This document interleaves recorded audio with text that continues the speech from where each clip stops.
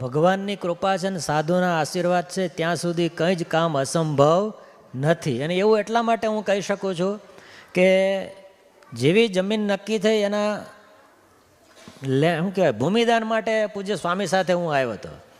એક પણ દિવસ બગાડ્યા વિના પૂજ્ય નિત્ય સ્વરૂપ સ્વામીએ એ વખતે સવારમાં પધરામણીએ જવાનું, બપોરે 1:30-2 વાગે આવીને ઠાકોર જમાડવાના, પછી પાછું પધરામણીએ જવાનું, પછી સીધું કથામાં આવવાનું અને કથા ઘર સભા પૂરી કરીને પાછું પધરામણીએ જવાનું.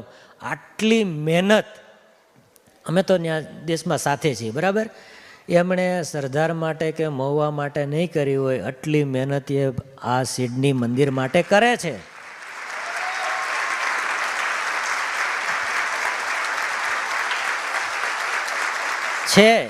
એની પાસે પણ કામ છે, પ્રોજેક્ટ છે.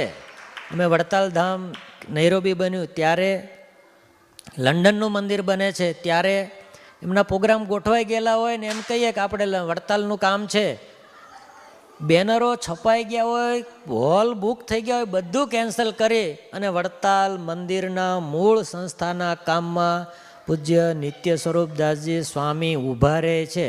વ્યવહારિક જીવનથી, આધ્યાત્મિક જીવનથી અમે અનુભવની સાક્ષી એવું કહી શકીએ કે આ મહાપુરુષના હૃદયમાં ભગવાન અને મૂળ સંપ્રદાય સિવાય બીજું કાંઈ નથી.